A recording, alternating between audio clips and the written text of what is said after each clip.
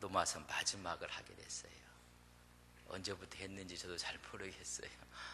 1년 했나요? 1년이 넘었나요? 다 모르시네. 그러나 하나님은 알고 계십니다. 오늘 문안과 바울의 증거한 복음 16장은 복음의 핵심인 교회 생활이란 말씀을 드렸어요. 여러분, 왜 예수를 믿습니까? 옆 사람에게 왜 예수를 믿으세요? 그렇게 물어보면 여러분 뭐라고 대답하겠습니까? 예수를 왜 믿어요? 천당 가려고 믿어요? 천국 가려고 믿어요? 한번 생각해 보셨어요? 예수를 왜 믿으세요? 돈 벌려고 예수 믿으세요? 우리가 예수를 왜 믿는가?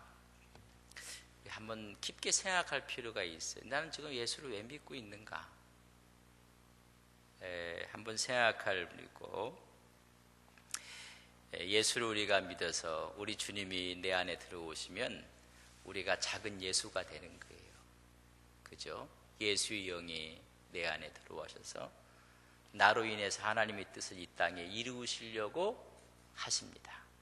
천국 가는 것은 그 다음의 일이고, 그래서 그분이 내 마음에 들어서 내 주인이 되셔서 우리가 이 세상의 빛과 소금의 역할을 함으로 믿지 않는 사람들에게 그리스도의 향기를, 그리스도의 편지가 돼서 그로 하여금 예수를 믿게 하기 위해서, 어떻게 보면 구령의 사명을 위해서 우리가 예수 믿는 거예요. 옆에 있는 형제들이 지옥에 가는 인생 여정을 예수 믿고 천국의 삶을 지금부터 누리도록 믿는 것입니다. 그래서 예수 믿는 것은 나를 통해서 수많은 사람이 복을 받고 내가 복의 통로가 되고 그래야 돼요. 그래서 우리가 예수를 믿는 것입니다. 예수 믿는 사람들이 이제 마지막에 이 노마서를 통해서 문안을 많이 해요. 또 이런 사람들을 너희들이 문안하라. 그리고 고린도에 있는 사람들이 이제 노마에 있는 교회에게 문안을 쓰고 있는 모습을 볼 수가 있습니다. 노마에 있는 사람들이 서로 좀 내가 청구하는 사람을 잘 영접해 줬으면 좋겠다.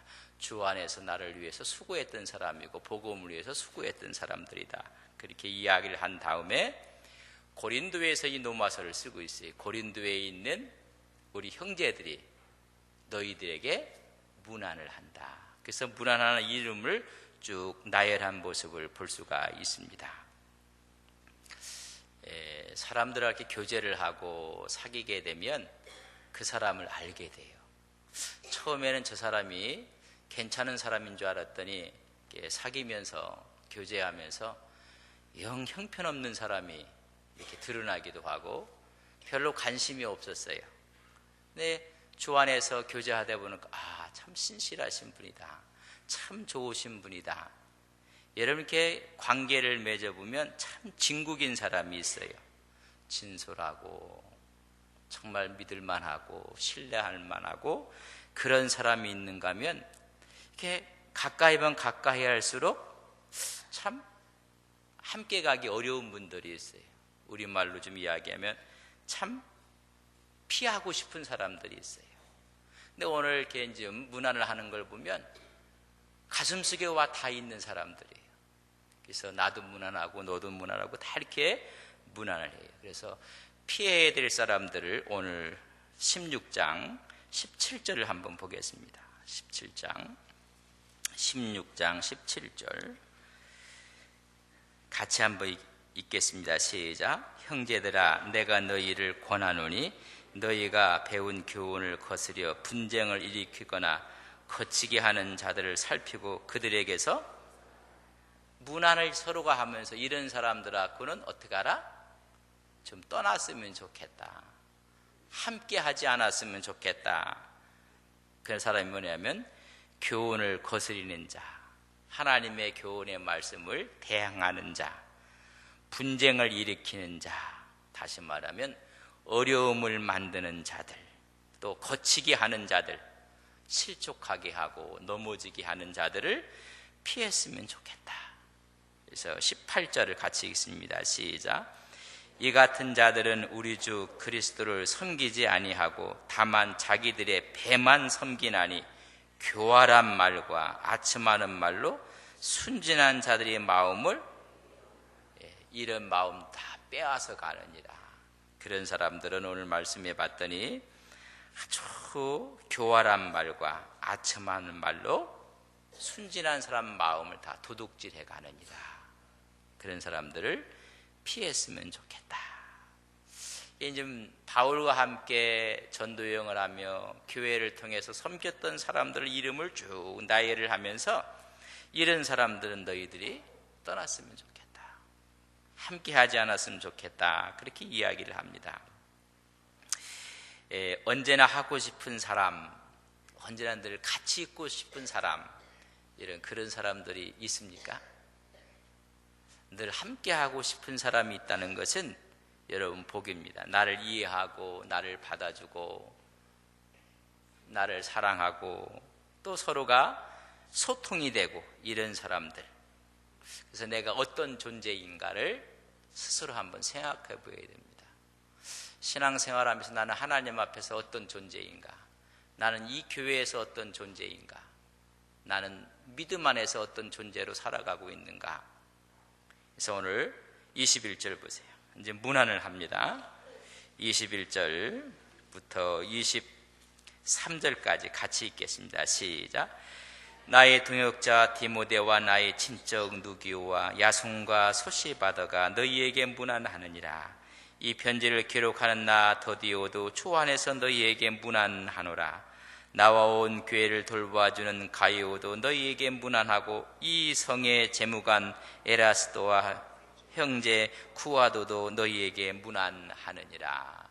함께 문안할 수 있는 사람, 함께 손을 잡고 동역자로 살아왔던 사람들이 로마에 편지를 쓸 때 바울의 입을 통해서 이름이 나오는데 나의 동역자 누구? 디모데. 그 이름을 거명하고 있습니다. 바울은 디모데를 다른 서신에서도 자주 언급을 해요. 디모데는 그의 외조모 로이스, 어머니 유니게 속에 있는 그 믿음이 누구에게? 디모데에게 다 전수가 됐어요. 디모데후서 1장 5절에 보면 믿음의 3대에 대한 얘기가 이렇게 나오고 있습니다. 그래서 늘 바울이 가는 데는 바늘이 가면 실이 가는 것처럼 디모데가 늘 그 뒤를 따라요. 한 곳에 가서 복음을 전하고 교회가 세워지면 바울이 또 떠나면서 그 교회를 디모데에게 맡겨요. 그래서 바울을 가리켜서 내 아들이라 그렇게 이야기를 하고 또 나의 동역자라 이야기를 하고 있습니다. 바울이 2차 전도 여행 때 이 디모데를 만나게 돼요.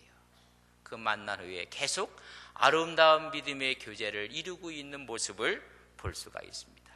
그래서 문안할 때 처음으로 이름을 떠오르는 사람이 나의 동역자 디모데라. 여러분 마음속에 가장 먼저 떠오르는 믿음의 동역자 누구십니까? 생각해 보셨어요? 생각 안 해보셨구나. 그럼 지금 한번 생각해 보십시오. 나의 믿음의 동역자라고 말할 수 있는 사람이 누굴까? 이제 우리에게 이야기를 하는 거죠.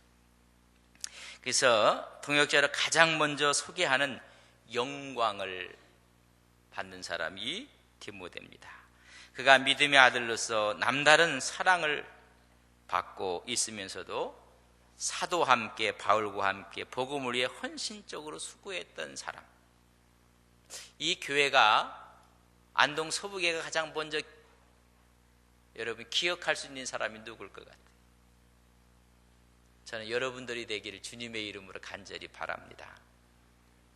아멘. 안 하시는 분들은 뭐 안동 서부교회 하면 그분. 일부 여전도회 하면 그 사람. 2부 여전도회 하면 이렇게 기억이 된단 말이죠. 여러분 교환을 보세요. 나의 동역자 디모데 그 밑에 패러그래프를 보면 처음에는 그가 바울로 인해서 예수를 믿었고 세례를 받았고 훈련을 받았으니 그는 제자입니다. 사도행전 16장 2절입니다. 12절이 아니라 2절. 그가 성장한 후에는 바울의 조수로, 동역자로, 후계자로 인정이 되었습니다. 바울이 가는 곳마다 교회를 개척하고 자기는 다른 곳으로 가면서 디모데에게 그 교회를 감독하고 목회하도록 부탁했기에 후에는 그를 동역자로 부르고 있습니다. 그는 바울의 신뢰와 총애를 받았습니다. 그래서 빌립보서 2장 19절 20절을 보면 뜻을 같이 한 자, 바울이 그렇게 수많은 사람을 만났을 때 빌립보에서 한 말을 읽어보면 가슴이 찡해요. 나와 함께 뜻을 같이 한 자가 이 밖에 없느니라. 디모데 외에는 없다고 바울이 이야기를 해요. 하나님의 교회를 섬기면서 나와 뜻을 같이 한 사람이 디모데 너밖에 없다. 그렇게 지금 쓰고 있는 모습을 볼 수가 있습니다. 그래서 고린도전서 4장 17절에 보면 내 아들 디모데야, 디모데 후서 1장 2절과 4절에 보면 나의 사랑하는 아들 디모데라, 그렇게 이야기하고 사도행전 16장 2절에 보면 형제들에게 칭찬받는 자 디모데라. 그러니까 바울만 사랑한 것이 아니라 교회 전체가 그를 칭찬하고 그를 인정했다는 것입니다. 바울이요, 편애할 수도 있어요, 한 사람을. 그러나 사도행전 16장 2절에 보면 형제들에게 칭찬받는 사람, 이런 이야기예요. 한 분한테는 사람이 좋은데 온 교회가 그를 좋아하고 있다는 거예요. 그래서 이 사람 디모데를 이야기할 때 자신 있게 이야기하는 거예요. 그 여러분들이 자신 있게 이야기하는데 한쪽에서 에이, 여러분 눈에 그럼 잘못 본 거예요. 이쪽에선 좋아하는데 저쪽에선 아니라고 하거든요. 그럼 여러분 잘못 본 거예요. 디모데는 바울에게도 그랬을 뿐 아니라 온 형제들이, 온 교회가 그를 칭찬했다 그랬습니다. 저는 여러분들이 한 사람 마음에도 들어야 되잖아요. 온 사람에게 칭찬받는 믿음의 종이 되시기를 바랍니다. 자기 부서에서는 좋다고 하는데 타 부서에서는 고개를 설레설레 흔들어요. 그건 잘못된 거예요. 오늘 디모데를 이야기하고 있습니다. 또 좀 이야기하기를 나의 친척 누기오, 야손, 소시바더가 너희에게 문안하느냐. 이름도 처음 들어봐요. 근데 이 사람들이 누구를 위해서? 하나님을 위해서, 교회를 위해서 바울과 한 마음을 가했던 사람들의 모습입니다. 그래서 보면 나의 친척이라고 했는데 친척은 같은 민족이라는, 같은 형제라는, 같은 유대인이라는 것으로 총칭하고 있다. 긴밀한 관계였다는 거예요. 모든 사람을 가리켜 나의 친척이라고 언급하지 않았어요. 여러분 로마서에 보면 6명에게 나의 친척이라고 써요. 7절, 11절, 21절에 보면 그 6명 이름이 나와요. 바울이 결혼도 하지 않고 평생을 복음을 위해 살았던 사람, 근데 친척처럼, 형제처럼 부를 수 있는 사람들이 있었어요. 그래서 바울의 마지막은 아름다웠던 것 같아요. 그래서 나의 친척이라.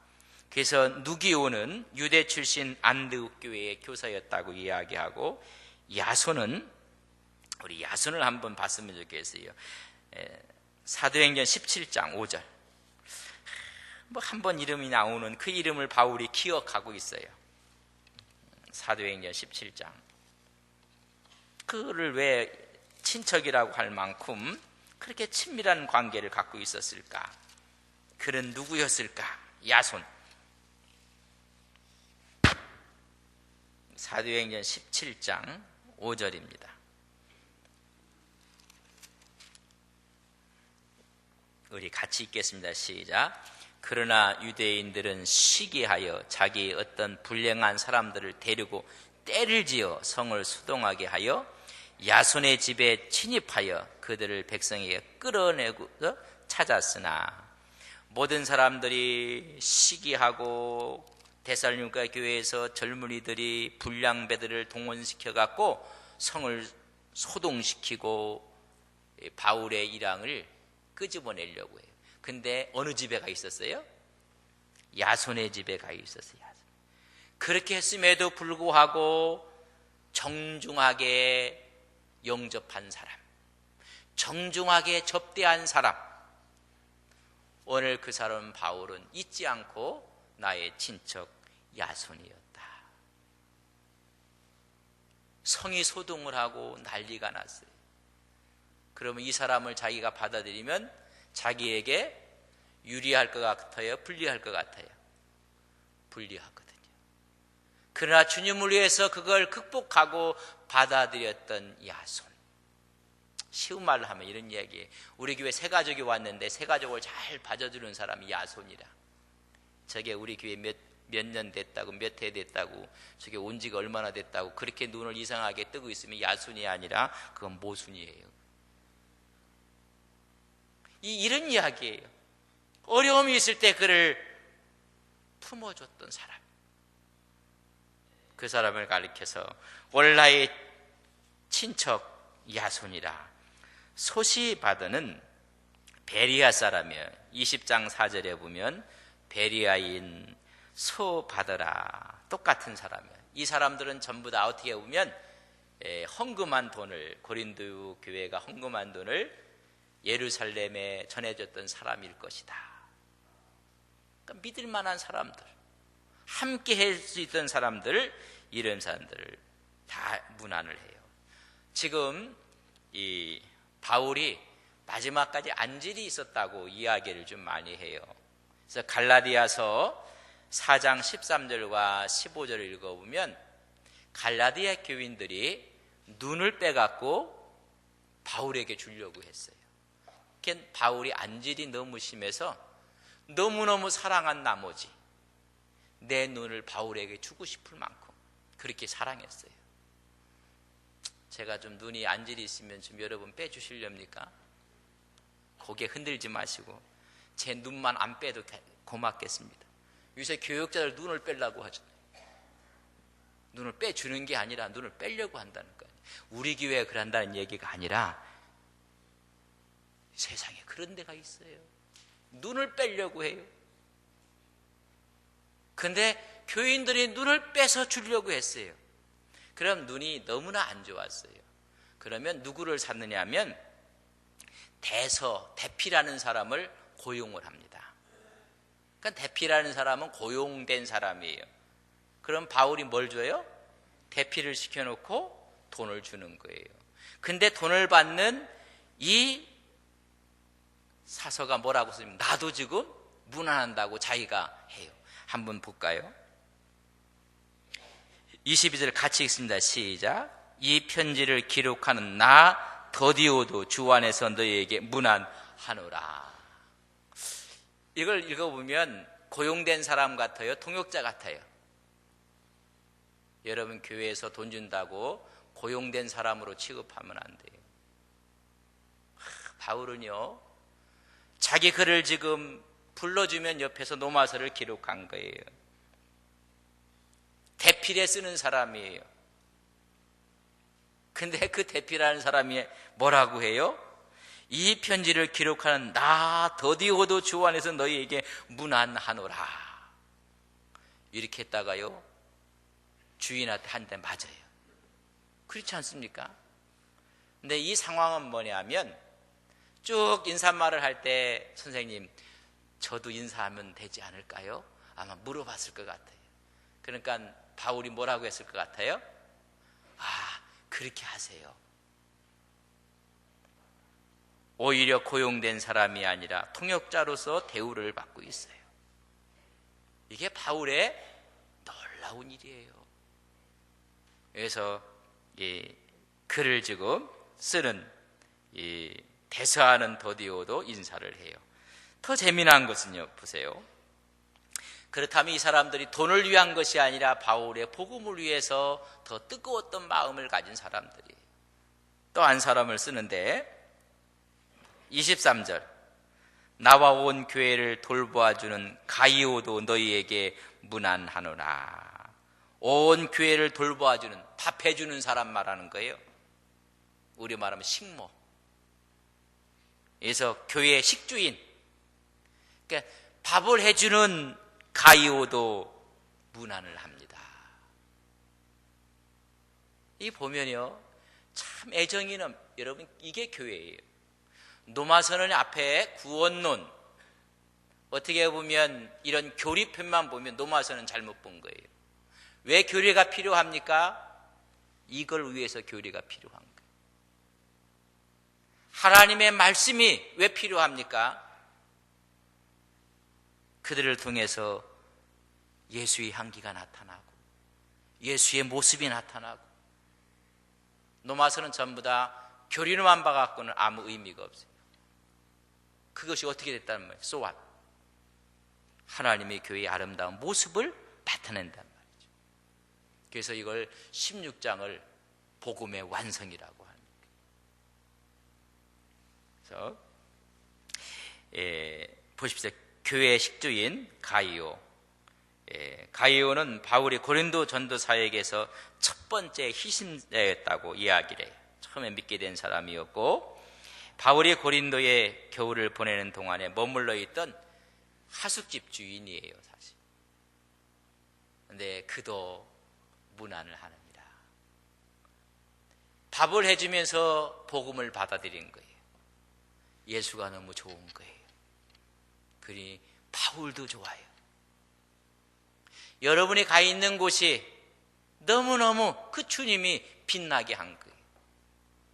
그래서 그 식주인, 하숙집 주인까지도 문안하느니라. 그래서 가이오 집은 고린도를 방문하는 모든 그리스도인들에게 그 집을 개방하고, 여러분 얼마나 아름다운 모습입니까? 또 에라스도 형제 구아도. 에라스도는 고린도시의 재무관으로서 공무원이에요. 도시의 재산을 관리하는 그런 사람이었고, 형제 구아도, 형제도 예수 안에서 형제라 이야기지 피를 나눴다는 이야기가 아니에요. 그런 형제도 같이 문안한다. 자, 여러분 페이지 158페이지, 에라스도 형제 구아도 그 밑에 이상과 같이 본절에 언급된 사람들은 모두 고린도 교회의 성도들로서 특별히 고린도 교회에서 영향력이 있었음을 알 수가 있다. 고린도 교회에서 뭐가 있었던 사람이에요? 영향력을 갖고 있었던 사람들이에요. 이러한 사실은 문벌 좋은 자가 많지 아니하도다. 고린도에서 그렇게 얘기했어요 라고 했던 것을 보면, 그들 중에 많은 사람이 신분이 낮았다. 신분은 낮았어요.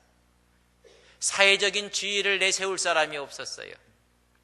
아마 에라스도 정도야 자기가 재무관을 맡고 있고, 나머지는 전부 다 식당 주모, 그리고 대서대필해 주는 사람, 처음 바울을 통해서 예수를 믿었던 사람들.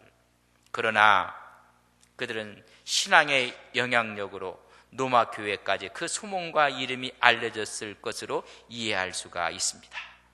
무슨 영향력이에요? 신앙의 영향력. 믿음의 아름다운 모습이 로마까지 알려졌다는 거예요. 사회적인 지위는 없었지만은 그들이 기도하고 섬기고 봉사하고 충성하는 선한 영향력을 끼쳤다는 거예요. 아름다운 믿음의 덕을 끼치고 있었다는 것입니다.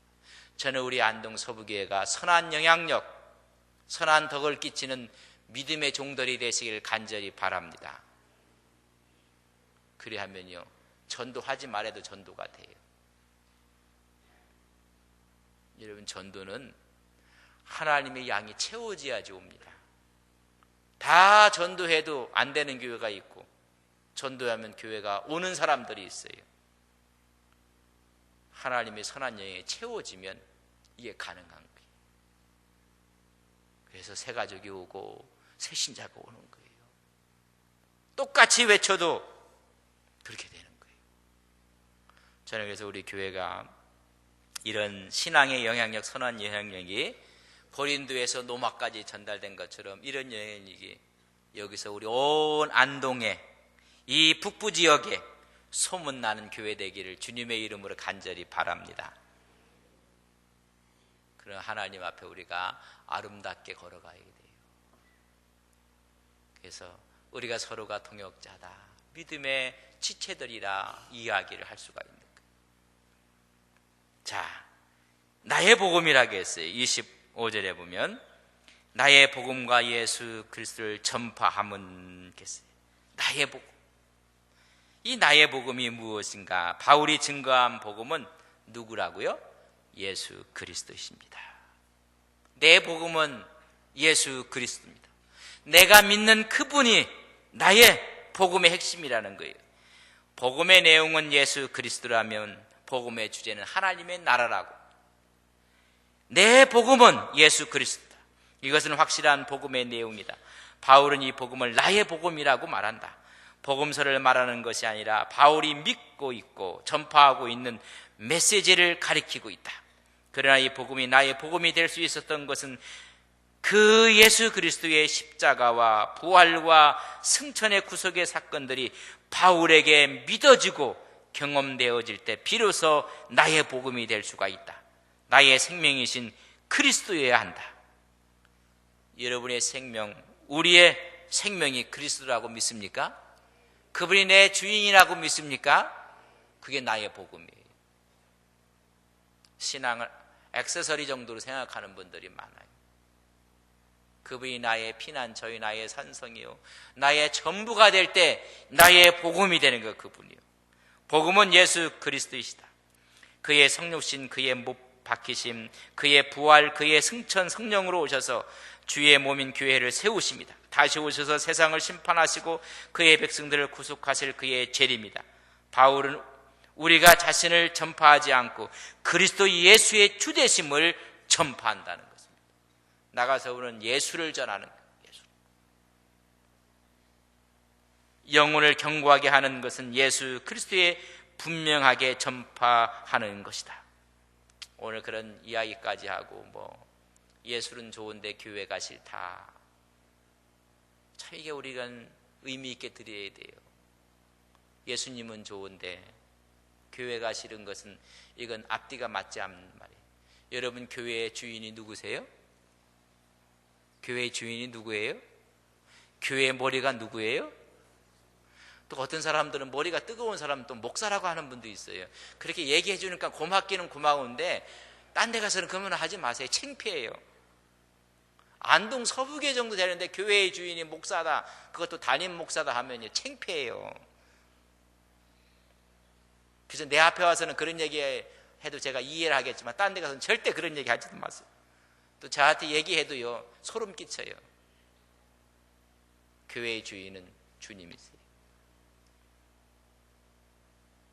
교회의 주인은 주도권은 주님이 갖고 있는 거예요. 우리는 나 청지기 역할을 하는 거예요. 그래서 우리 교회는 주인 행사하면 안 돼요. 저도 주인 행사하는 건 내려놓았습니다. 저 주인 행사하네요. 근데 여러분들이 주인 행사를 하면 되겠어요? 우리 교회 주인은 주님이에요. 하나님이 주인이. 그 앞에 우리가 겸허하게 주의 뜻을 받고 가서 통역자로 같이 가는 거예요. 그래서 우리가 하나님 말씀 앞에 살아가는 거예요. 그게 나의 복음이 감추어졌던 것이었고 그 감추어졌던 복음이 우리를 견고하게 하시고 그게 복음이란 말이죠. 그래서 두 번째 나의 크게 복음은 세 번째 감추어졌던 거예요. 이제까지 감추어졌던 비밀이라고 했어요. 마침내 이 세상 끝날에 예수로 보여주신 거예요. 예수를 믿는 자에게 영원한 구원이 있고 생명이 있고 하나님의 평안이 있고 축복이 있고 예수 그 비밀을 우리에게 나타내는 거예요.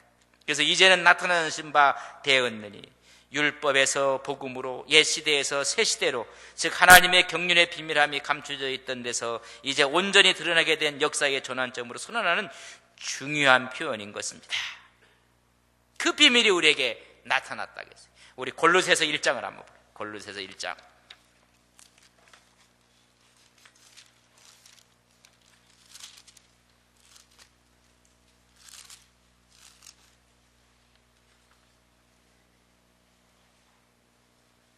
26절.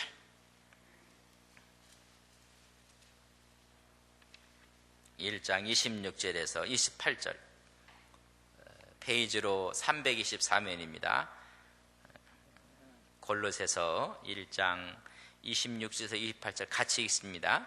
이 비밀은 만세와 만대로부터 감추어졌던 것인데 이제는 그의 성도들에게 나타났고 하나님이 그들로 하여금 이 비밀의 영광이 이방인 가운데 얼마나 풍성한지를 알게 하려 하십니다. 이 비밀은 너희 안에 계신 그리스도시니 곧 영광의 소망이니라. 우리가 그의 전파하여 각 사람을 권하고 모든 지체로 각 사람을 가르치면 각 사람을 그리스도 안에서 완전한 자로 세우려 합니다.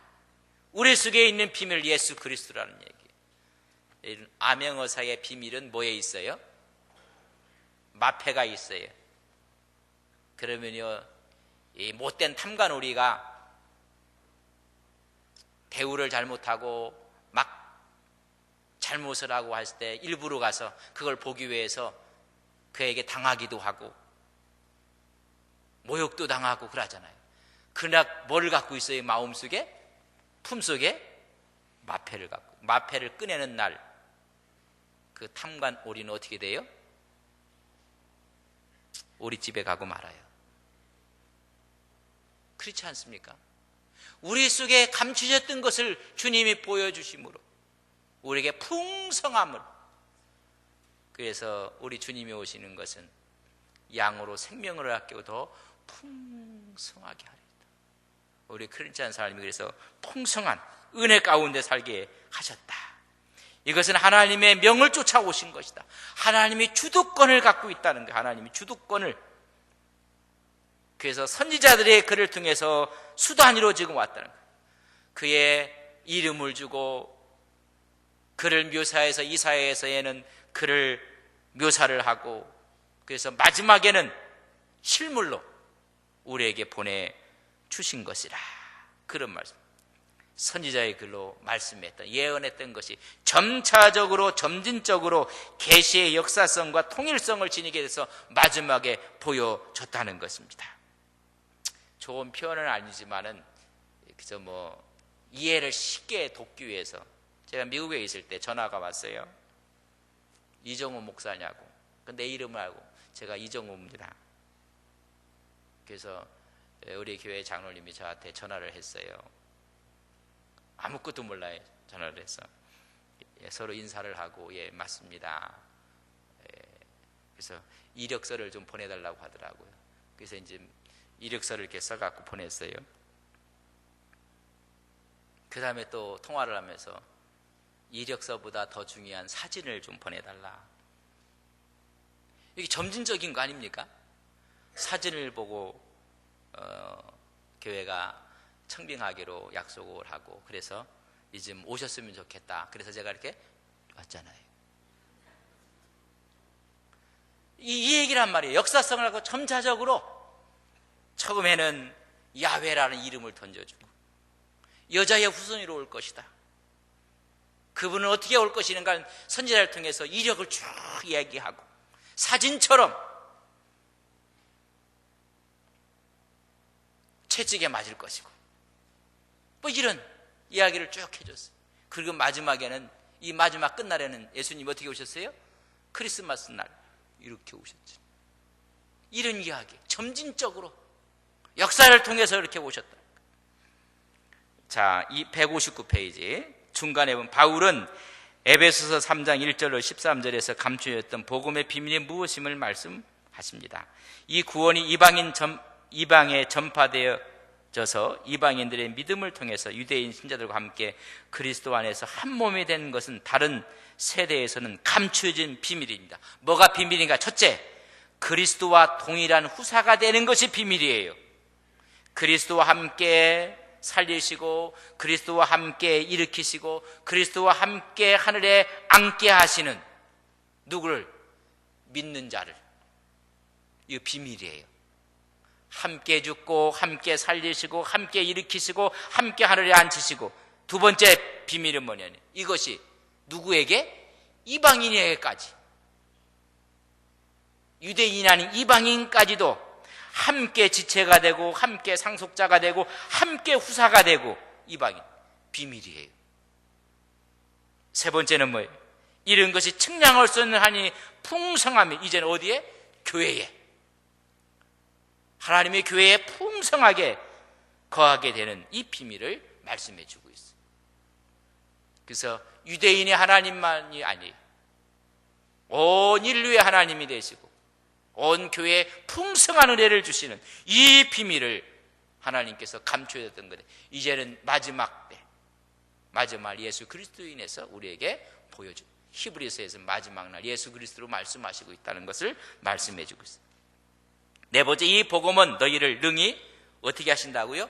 견고케 하세요. 24절이 아니라 26절 하반절이에요.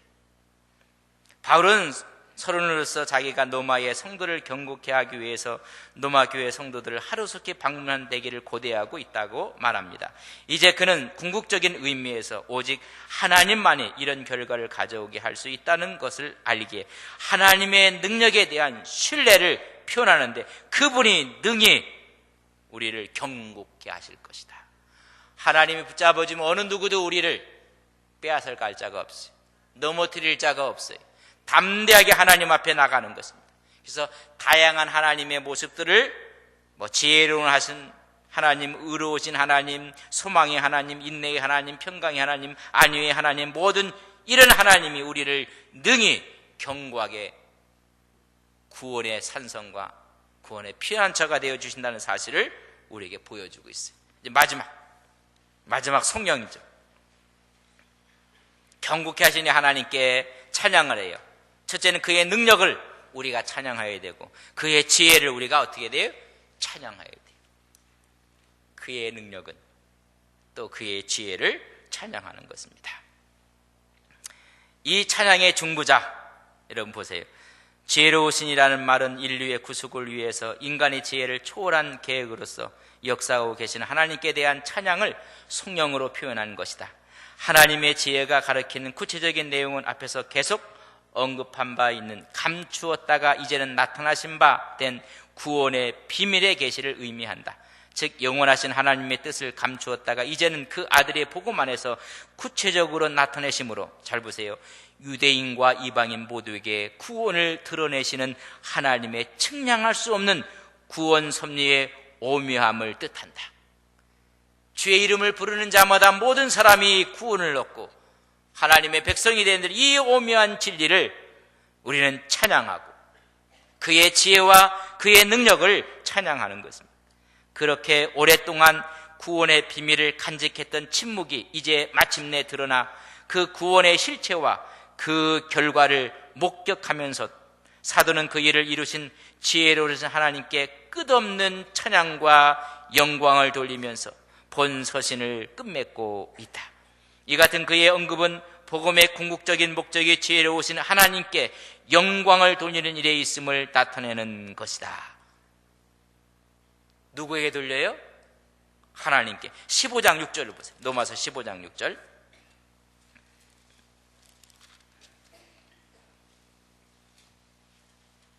15장 6절 같이 읽겠습니다. 15장 6절 시작. 한 마음과 한 입으로 하나님 곧 우리 주 예수 그리스도의 아버지께 영광을 돌리게 하려 하노라. 한 마음과 한 입으로 온 백성들이 하나님께 영광을 돌리게 하려 함이라. 그럼 교회가 마지막 누구에게? 하나님께 영광을 올려. 온 부서들이 전부 다 하나님을 향해서 영광을 올려. 하나님께 영광을. 누가 말하라고 하려면 하나님이 말씀하시는 것처럼 말하고, 너희들이 봉사하려고 하면 하나님이 공급하시는 힘으로 하는 것 같이 해서 하나님께 영광을 돌리라. 우리가 말할 때 한번 우리 찾아보시죠. 베드로전서 4장 11절. 어떻게 우리가 하나님께 영광을 돌릴 수가 있는가? 베드로전서 4장 11절.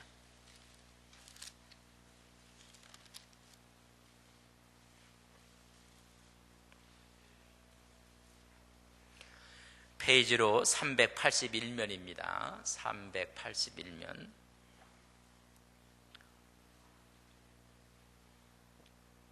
4장 11절 같이 봅니다. 시작.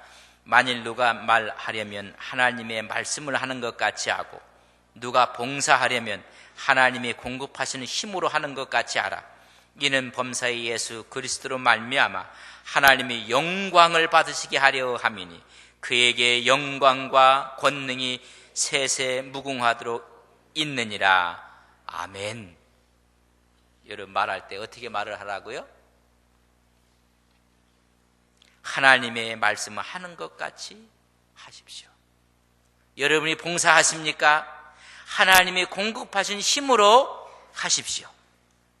이것이 예수 그리스도로 말미암아 하나님께 영광을 돌리는 것이고 그분이 받으시는 영광의 실체라는 거예요. 우리가 말하면 내 말하는 것처럼 하지 말고, 우리가 봉사할 때 내 힘으로 하는 것처럼 하지 말고 주님의 이름으로 해서 그에게 영광을 돌리라. 예수 그리스도로 말미암아 그렇게 하라는 것입니다. 하나님께서 세상에 유일하게 지혜로우신 하나님으로 나타나는 것은 바로 그리스도 안에서와 그리스도를 통해서입니다. 혹은 우리가 이 구절은 예수 그리스도로 말미암아 영광이라고 읽을 수 있습니다. 타락한 인간이 하나님께 드리는 모든 영광은 반드시 주 예수의 손을 거쳐 가야만 합니다. 전부 다 누구의 이름으로? 예수의 이름으로 하라는 거예요. 예수의 이름. 주님의 이름으로 하라.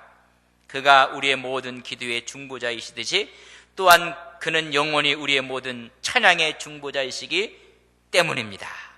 하나님께 우리가 영광을 돌리는 믿음의 삶이 되시기를 주님의 이름으로 간절히 바랍니다. 이게 복음의 완성이에요. 우리가 교리편, 실천편을 하고 마지막 완성은 능히 경고하실 지혜로운 하나님 예수 그리스도로 말미암아 영광이 세세 무궁하도록 있을지어다. 그분께 영광을 돌리는. 그래서 세세 무궁토록 하나님의 영광을 위해서 함께 통역하시는 우리 안동 서북에 온 성도님들이 되시기를 주님의 이름으로 간절히 바랍니다. 우리 기도합시다. 우리 주님이 나를 동역자라고 세워주신대요. 얼마나 큰 감격이고 기쁨입니까? 그렇다면 이제 우리가 말을 할 때, 봉사할 때 하나님의 말씀을 하는 것처럼, 하나님이 공급하는 힘으로 하는 것처럼 하나님께 영광을 돌리는 믿음의 종들이 되게 하옵소서. 우리 자신이 나타나는 것이 아니라 나를 통해서 하나님의 영광이 나타나게 하옵소서. 그 사람을 보면 하나님이 읽혀져야 돼요. 신앙이 좋은 사람은 그 사람을 보면 하나님이 느껴져야 돼요. 하나님이 보여져야 되고, 그것이 하나님께 영광을 돌리는 것인데 우리가 그런 삶을 살게 하옵소서. 이 시간 같이 한번 기도하겠습니다.